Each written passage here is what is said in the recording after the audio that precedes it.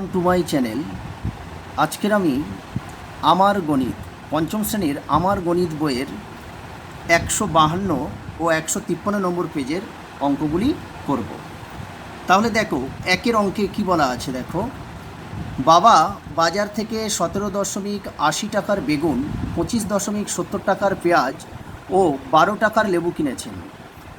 বাবা মোট কত টাকা বাজার করেছেন? দেখো, এই অঙ্কটা তোমাদের বইতে একই দাগের অঙ্কটা দেখো করা আছে। আমি একটু জাস্ট বুঝিয়ে দিচ্ছি, দেখে নাও। বেগুন কিনলেন 17.80 টাকা, পেঁয়াজ কিনলেন 25.70 টাকা, আর লেবু কিনলেন 12 টাকার। দেখো 12, এখানে 12 টাকা ছিল, কিন্তু যেহেতু এটা দশমিক নিয়ে অঙ্ক আছে, টাকা পয়সার অঙ্ক তো দশমিক থাকবেই। তাহলে দেখো, ঠিক 12-র পরে দশমিক দিয়ে দুটো শূন্য নেওয়া হয়েছে, দশমিকের পরে শূন্য বসানো হয়। তাহলে এটা যোগ করে দেখো 55.50 টাকা। তাহলে বাবা মোট কত টাকার বাজার করেছে? 55.50 টাকার বাজার করেছে। অর্থাৎ এই 55.50 টাকাটা ঠিক এইভাবে লেখা যায়, 55 টাকা 50 পয়সার আনাজ কিনেছেন বা বাজার করেছেন। এরপরে দেখো দুইয়ের অঙ্কটা। দুইয়ের অঙ্কে কী বলা আছে? শম্পা দোকান থেকে 25.50 টাকার খাতা, 5.50 টাকার পেন, 120.50 টাকার বই কিনল। শম্পা মোট কত টাকার জিনিস কিনল? তাহলে দেখো, দুয়ের দাগের অঙ্ক।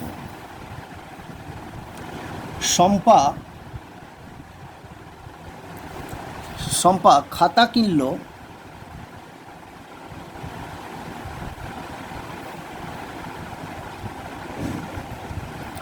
25.50 টাকার।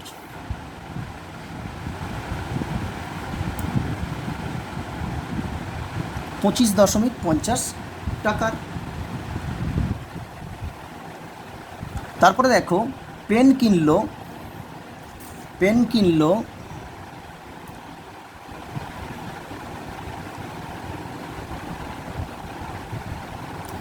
5.50, তাহলে 5.50 টাকার। আর কি কিনেছে? বই কিনলো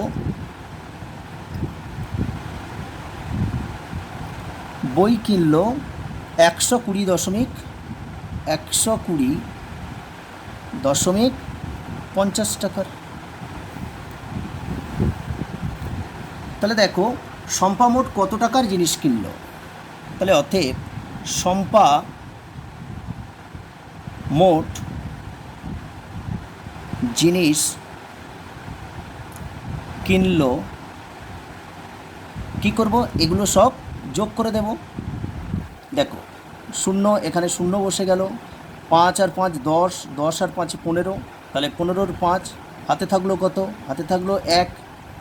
এবারে দেখো, 5 5 10, আর শূন্য আছে এখানে, আর হাতে 1, তাহলে 10 আর 1 11, 11-র 1, হাতে 1, 2 আর 2 4, আর হাতে 1 5, আর এখানে আছে দেখো 1।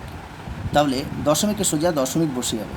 তাহলে 151.50 টাকার জিনিস কিনল।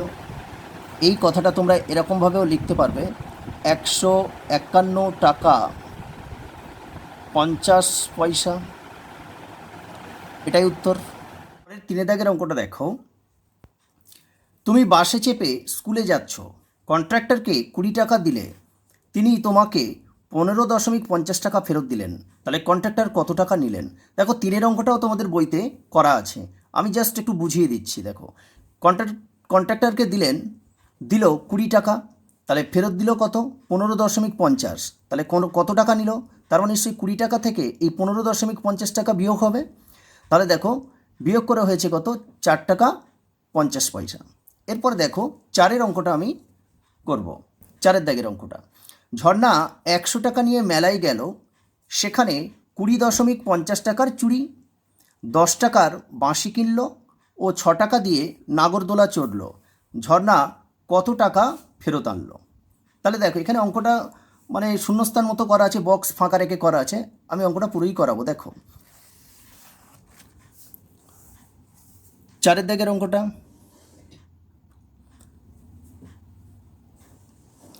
ঝর্ণা মোট খরচ করলো ঝর্ণা মোট খরচ করলো, দেখো চুড়ি কিনলো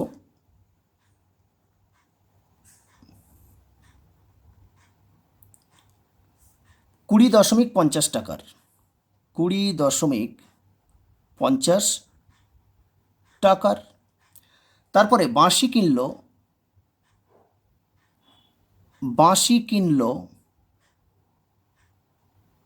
10 টাকা, তাহলে 10-এর পরে পয়েন্ট দিয়ে দুটো শূন্য নিতে হবে, টাকার। নাগরদোলা চড়লো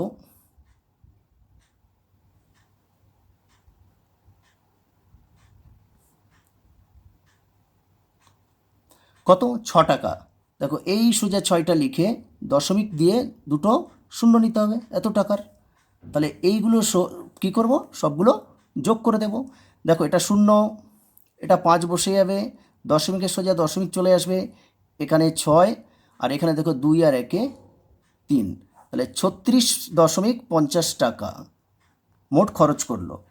কিন্তু দেখো ঝর্ণা নিয়ে গিয়েছিল কত টাকা মেলায়, ঝর্ণা দেখো নিয়ে গিয়েছিল 100 টাকা। তাহলে ঝর্ণা কত টাকা ফেরত আনলো, তাহলে দেখো অতএব ঝর্ণা ফেরত আনলো, মেলায় নিয়ে গিয়েছিল যে 100 টাকা, সেই 100 টাকা থেকে যে টাকাটা খরচ করেছে অর্থাৎ 36.50 টাকা, এটা বিয়োগ করে দেবো। তাহলে 100 টাকাটা আমরা দশমিক দিয়ে দুটো শূন্য নেব, টাকা, আর এই 36.50 বিয়োগ করে দেব। তাহলে এটা শূন্য বসে যাবে, এখান থেকে এখানে 1 নিলে 10, তাহলে 5 আছে কত দিয়া 10, 5 দিয়া 10, এটা কত হবে 7, এখানে আবার 10 ধরে নিতে হবে, 7 আছে কত দিয়া 10, তাহলে 3 দিয়া 10, তাহলে এটা 4 হয়ে যাবে, 4 আছে কত দিয়া 10, 6, তাহলে এখানে 1 চলে আসবে, 1 একে মিলে গেল শূন্য, বাঁদিকে শূন্যর কোনো দাম নেই, এই দশমিকের সোজা এখানে দশমিক বসে যাবে। তাহলে দেখো উত্তর হয়ে গেল 63 টাকা 50 পয়সা। এই উত্তরটা এরকমভাবেও লিখতে পারো, 63 টাকা 50 পয়সা। তাহলে ঝর্ণা ফেরত আনলো কত, 63 টাকা 50 পয়সা ফেরত আনলো। তাহলে 4-এর অঙ্কটাও কমপ্লিট হয়ে গেল। এরপরে দেখো আমরা দেখের অঙ্কটা দেখো, সানিয়া 150.50 টাকার এক ঝুড়ি আম কিনলো, বাজারে গিয়ে 175 টাকায় বিক্রি করলো, সে বিক্রি করে কত টাকা বেশি পেল। তাহলে 5-এর দাগের অঙ্ক, তাহলে লিখব সানিয়া এক ঝুড়ি আম বিক্রি করে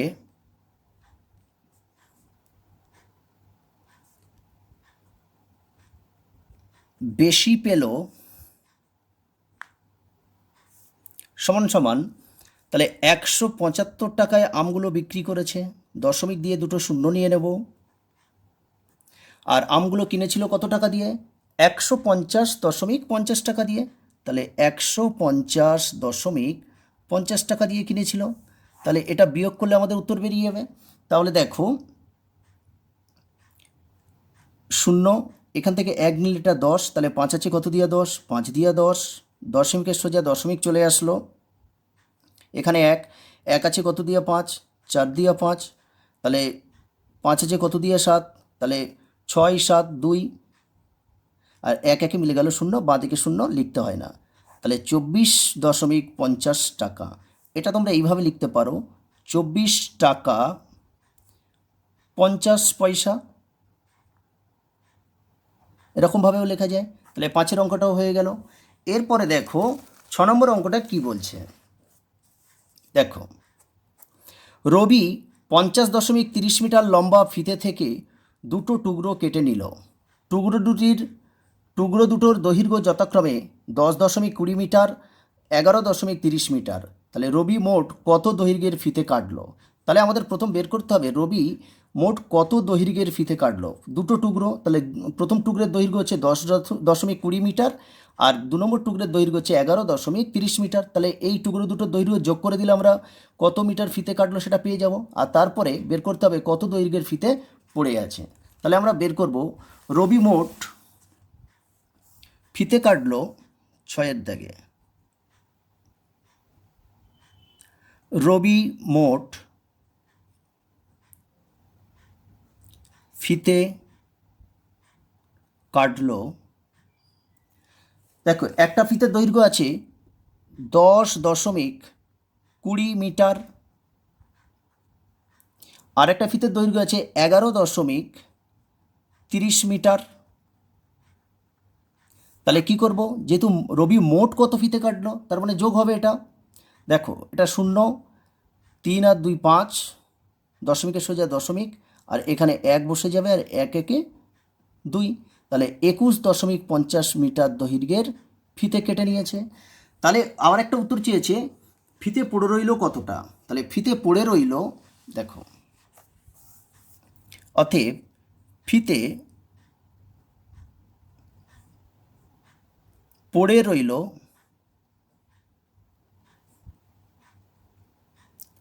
দেখো এখানে বইতে আছে ফিতা, তো আমি ফিতে লিখেছি, এতে কোনো অসুবিধা নেই, ঠিক আছে। দেখো মোট ফিতেটা কত দৈর্ঘ্যের ছিল, 50.30, তাহলে 50.30 মিটার লম্বা ছিল ফিতেটা। তার থেকে কেটে নেওয়া হয়েছে কত, 21.50, এটা বিয়োগ করে দেব।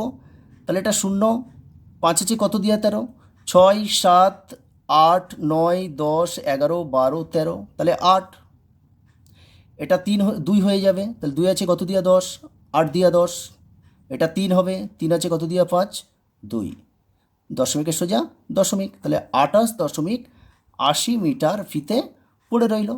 তাহলে দেখো 6-এর অঙ্কটাও কমপ্লিট হয়ে গেল। এরপরে আমরা 7-এর দাগের অঙ্কটা আমরা দেখব। কি আছে 7-এর দাগের অঙ্কে, 14.09 মিটার লম্বা বাঁশের 4.2 মিটার কাদায়, তাহলে কাদায় আছে 4.2 মিটার, আর কি আছে 3.01 মিটার জলে আছে। তাহলে জল ও কাদায় মোট কতটা ডুবে আছে, আর জল কাদার উপরে কত মিটার বাঁশ আছে। তাহলে আমাদের প্রথম বের করতে হবে জল আর কাদায় কত মিটার আছে। তাহলে আমরা লিখব, দেখো 7-এর দাগের অঙ্ক, জল ও কাদায় বাঁশটি আছে, দেখো জলে আছে, এই কাদায় আছে কত 4.2 মিটার, কাদায় আছে 4.2 মিটার, আর জলে আছে কত, জলে আছে 3.01 মিটার। ঠিক এরকমই লিখতে হবে, একটা এরকম বাইরে লিখতে হবে। তাহলে আমরা যোগ করব, তাহলে এখানে 1 বসে যাবে, 0 আর 2 যোগ করলে 2 হয়, দশমিকের সোজা দশমিক বসে যাবে, 4 আর 3 যোগ করলে 7, তাহলে 7.21 মিটার, তাহলে 7.21 মিটার জল ও কাদায় আছে। এবার বলছি জলের উপরে আছে কতটা, তাহলে আমরা লিখব বাঁশটি, অতএব বাঁশটি জল ও কাদার উপরে আছে সমান সমান, বাঁশটি মোট কত লম্বা ছিল 14.09 মিটার লম্বা ছিল, তার থেকে যদি জল আর কাদায় থাকে 7.21 মিটার, তাহলে কাদায় আর জলে যেটা আছে তারপরে বাঁশটা কী হবে, বাকি বাঁশটা নিশ্চয়ই কাদা ও জলের উপরে আছে। দেখো তাহলে এখানে এই 7.21 মিটার, এটা আমরা কি করব, বিয়োগ করে দেব। তাহলে দেখো 9 থেকে 1 বাদ দিলে কত হয় 8, তাহলে এখানে 2 আছে উপরে 0, তাহলে এটা 10 ধরে নিতে হবে, 2 আছে কত দিয়া 10, 8 দিয়া 10, দশমিকের সোজা দশমিক এসে গেল, তাহলে এটা হয়ে গেল 8, 8 আছে কত দিয়া, এটা 14 ধরে নিতে হবে, 8 আছে কত দিয়া 14, 8, 9, 10, 11, 12, 13, 14, 6, আর এখানে দেখো 1 আসছে, তাহলে 1 একে মিলে গেল 0, তাহলে 6.8 মিটার আছে জল ও কাদার উপরে। অঙ্কটা দেখো, মনে করো এই একটা লম্বা বাঁশ আছে, ভালো করে দেখে নাও, একটা লম্বা বাঁশ আছে, তাহলে মনে করো এই পর্যন্ত কাদা আছে, তারপরে জল আছে এতটা, এগুলো এরপরে এটা জল আছে, এটা কাদায় পোতা আছে। তাহলে কাদায় যে অংশটা আছে যত মিটার আছে সেটা আর জলের মধ্যে যেটা আছে সেই দুটো যোগ করে মোট বাঁশ থেকে বাদ দিয়ে দিলে তাহলে এই অংশটা পড়ে থাকে, অর্থাৎ এইটা জল ও কাদার উপরে থাকবে। তাহলে এটাই উত্তর। তাহলে দেখো 7 অঙ্কটাও হয়ে গেল। এরপরে আমরা দেখব, দেখো 153 নম্বর পেজে, 153 নম্বর পেজে 8 দাগের অঙ্কটা কি বলছে দেখো।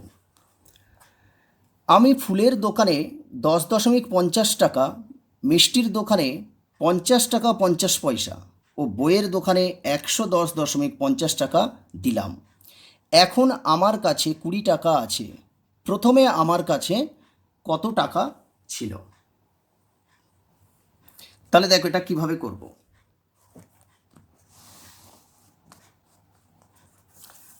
আটের দাগের অঙ্ক।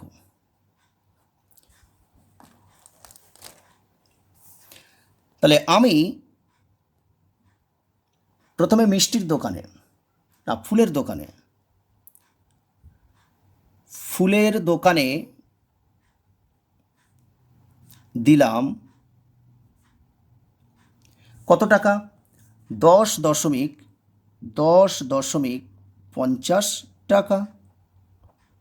তারপরে মিষ্টির দোকানে দিলাম, মিষ্টির দোকানে দিলাম কত আছে ওটা? 50 টাকা 50 পয়সা, 50 টাকা 50 পয়সা, এরকমভাবে লিখতে হবে। তারপরে দেখো বইয়ের দোকানে দিলাম, বইয়ের দোকানে দিলাম কত? 110.50। তাহলে একটা কী হবে? এরকম বাইরের দিকে লিখতে হবে, 110.50। আর কি আছে? আমার কাছে রয়েছে কত? আমার কাছে আছে, আমার কাছে আছে কত? 20 টাকা আছে এখনও। তাহলে 20, 00 নিতে হবে টাকা। তাহলে প্রথমে আমার কাছে কত টাকা ছিল? তাহলে অতএব প্রথমে আমার কাছে ছিল, সবগুলো কি করব? যোগ করে দেব। দেখো 0, তারপরে দেখো 5, 5 10, 5 15, 15 5, হাতে থাকলো কত? 1 থাকলো হাতে। তারপরে দেখো 0 0 0, হাতে 1 আছে, তাহলে সেই একটা এখানে বসে যাবে। তারপরে দেখো 5 আর 1 6, 6 আর 1 7, 7 আর 2 9, আর এখানে হচ্ছে 1 বসে যাবে, আর দশমিকের সোজা দশমিক। তাহলে 191.50 টাকা। এই টাকাটা এরকমভাবে লিখতে পারো যে 191 টাকা 50 পয়সা। তাহলে দেখো 8 অঙ্কটাও হয়ে গেল। 9 দাগে অঙ্কে কি বলা আছে? 9 দাগে অঙ্কে বলা আছে 720 পয়সা সমান কত টাকা কত পয়সা। তো 720 পয়সা দেয়া আছে, এটা কত টাকা কত পয়সা সেটাই আমাদের বের করতে হবে। এখানে বলা আছে দেখো 1 টাকা সমান 100 পয়সা, অর্থাৎ পয়সাকে যখন আমরা টাকায় নিয়ে যাব তখন কি করতে হবে? 100 দিয়ে ভাগ করতে হবে। আর টাকাকে যখন পয়সায় নিয়ে আসব তখন 100 দিয়ে গুণ করতে হয়। তাহলে দেখো এটা কিভাবে করব। 9 দাগে 720 পয়সা সমান কত টাকা কত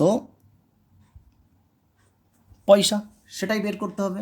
তাহলে দেখো আমরা কি জানি যে 1 টাকা সমান 100 পয়সা। তাহলে 1 টাকা সমান যদি 100 পয়সা হয় তাহলে আমরা এই পয়সাকে টাকায় নিয়ে যাব। তা পয়সাকে টাকা নিয়ে গেলে কি করতে হবে? এই 100 দিয়ে 720কে ভাগ করতে হবে। মনে রাখবে টাকা থেকে পয়সায় যেতে গেলে কি করতে হয়? 100 দিয়ে গুণ করতে হয়। আর পয়সা থেকে টাকায় যেতে গেলে কি করতে হবে? 100 দিয়ে ভাগ করতে হবে। তাহলে দেখো আমরা এই 720 এটাকে আমরা কি করব? আমরা 100 দিয়ে ভাগ করব। 720। তাহলে দেখো এখানে যদি 7 দিই তাহলে এখানে 700 হবে। তাহলে বিয়োগ করলে কি হবে 0 আর এখানে 2। তাহলে দেখো এই 20 কিন্তু আর এই 100 দিয়ে আর যাবে না। তাহলে কি হবে এই 7 এটা টাকা হয়ে যাবে আর এইটা পয়সা হয়ে যাবে। তাহলে উত্তরটা আমরা এরকমভাবে লিখব, দেখো 720 পয়সা সমান 7 টাকা 20 পয়সা। 7 টাকা 20 পয়সা। এটা আবার এরকমভাবেও লিখতে পারো, এটা সমান সমান দিয়ে যে 7.20 এটা টাকা। তাহলে এটা 9 দাগের অঙ্কটা হয়ে গেল। এরপরে দেখো এখানে বলা আছে 850 পয়সা কত টাকা কত পয়সা, একইভাবে করতে হবে। তো আমরা যদি এটা দেখো 850 পয়সা সমান কত পয়সা কত টাকা কত পয়সা। তো আমরা কি করব, এটাকে দেখো এই 100 দিয়ে আমরা ওই 850কে ভাগ করব। কেন বলো তো 850কে 100 দিয়ে কেন ভাগ করব? কারণ এটা তো 850, এটা তো পয়সায় আছে, তো আমরা টাকায় নিয়ে যাব, ওই জন্য 100 দিয়ে ভাগ করব। তাহলে এখানে 8 দিলে 800, তাহলে এখানে 0 আর এখানে 5, তাহলে এইটা হয়ে গেল টাকা আর যেটা ভাগশেষ আছে সেটা পয়সা। কেন? কারণ 100 দিয়ে 50কে আর ভাগ করে যায় না, এই জন্য। তাহলে কি উত্তরটা এইভাবে লিখতে হবে যে 850 পয়সা সমান 8 টাকা 50 পয়সা। এটা সমান সমান 8.50 টাকা, এরকম লিখতে পারো। তারপরে এখানে দেখো আরও একটা অঙ্ক এখানে দেয়া আছে, দেখো কি আছে 930 পয়সা। তো 930 পয়সাটা তোমরা কি করবে, দেখো দেখো এখান থেকে যদি 900 পয়সা নিয়ে নাও তাহলে কি হবে 9 টাকা হবে। তার মানে এটা 9 টাকা আর এখানে 30 পড়ে আছে, তাহলে এখানে 30 পয়সা হয়ে গেল। তাহলে এখানে 9.30 টাকা। এরপরে এখানে আছে কি দেখো 6 টাকা 69 পয়সা। তাহলে 6 টাকা 69 পয়সা মানে কি 669 হবে। এখানে 6 টাকা 69 পয়সা, তাহলে মোট পয়সায় কি হবে 6 টাকা, তাহলে 669 পয়সা হবে। আর এখানে 6.69 হয়ে যাবে। এখানে দেখো 25 টাকা 25 পয়সা আছে, তাহলে কি হবে এটা 25 টাকা 25 পয়সা। তাহলে কি হবে বলো তো 25 টাকা, তাহলে এখানে কি হবে 25 টাকা মানে কত 2500 পয়সা, আর এখানে 25 পয়সা, তার মানে 2525 পয়সা হবে। আর এখানে এই 25.25 লিখতে হবে, ঠিক এইভাবে। এরপরে আমরা করব 10-এর দাগে কি আছে দেখো যোগ করি। তাহলে যোগ করতে হবে 10-এর দাগে। দেখো তাহলে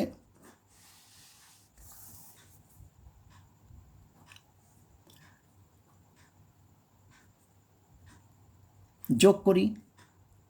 কয়ের দাগে আছে 15.75 টাকা যোগ 37.15 টাকা। তাহলে এটা বসিয়ে সাজিয়ে নিয়ে তারপরে যোগটা করতে হবে। দেখো কীভাবে সাজাচ্ছি, 15.75 টাকা আর 37.15 টাকা। তাহলে যোগ করব, যোগ করতে বলেছে 5 5 10 0, হাতে 1, 7 আর 1 8 আর হাতে 1 9, দশমিকের সোজা দশমিক বসে যাবে। 7 আর 5 12, 8 9 10 11 12, 12 2, তাহলে হাতে থাকলো কত 1। তাহলে দেখো 3 আর 1 4 আর হাতে 1 5, তাহলে কত হলো 52.90 টাকা হয়ে গেল। ক্ষয়ের অঙ্কটা দেখো, ক্ষয়েরটা বলেছে 307.50 টাকা যোগ 12.76 টাকা। তাহলে দেখো এটাও এরকম বসিয়ে নিয়ে করব।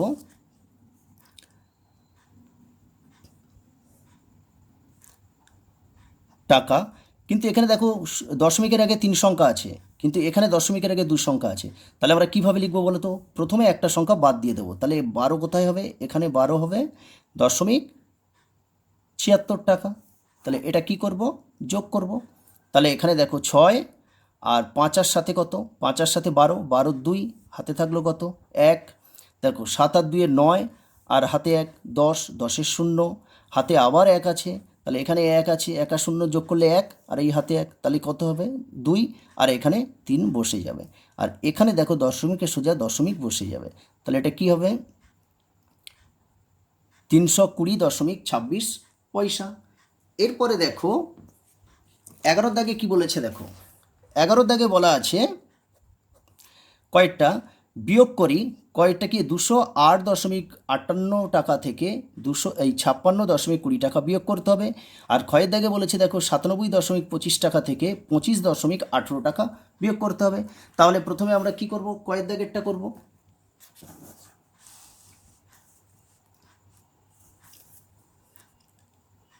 এগারোর দাগে ক কি বলেছে? 208.58 টাকা থেকে বিয়োগ করতে হবে 56.20 টাকা। তো আমরা এইভাবে বসিয়ে নেব 208.58 টাকা। আর নিচে দেখো এখানে আগের মতো এখানে 3টে সংখ্যা আছে দশমিকের আগে, এখানে 2টো। তাহলে একটা ঘর প্রথমে একটা সংখ্যা ছেড়ে তারপরে বসাবো। তাহলে দেখো 56.20 টাকা। তাহলে এটা বিয়োগ করতে হবে। তাহলে এখানে 8 বসে যাবে। 5 থেকে 2 বাদ দিলে কত? 3 হবে। দশমিক 8 থেকে 6 বাদ দাও, 2 হবে। এইবারে দেখো এখানে 0 আছে। তাহলে 0 থাকলে কি হয়? বিয়োগের ক্ষেত্রে এটা 10 ধরে নিতে হবে। তাহলে 5 আছে কত দিয়া 10? 5 দিয়া 10। এখানে 1 চলে আসবে। তাহলে 1 থেকে 2 থেকে 1 বাদ দিলে 1। তাহলে দশমিকের সোজা দশমিক। তাহলে 152.38 পয়সা, 152.38 টাকা। 11 দাগে ক্ষয়ের অঙ্কটা দেখো কি আছে? 97.25 টাকা থেকে কি করতে হবে? 25.18 টাকা বিয়োগ করতে হবে। তাহলে দেখো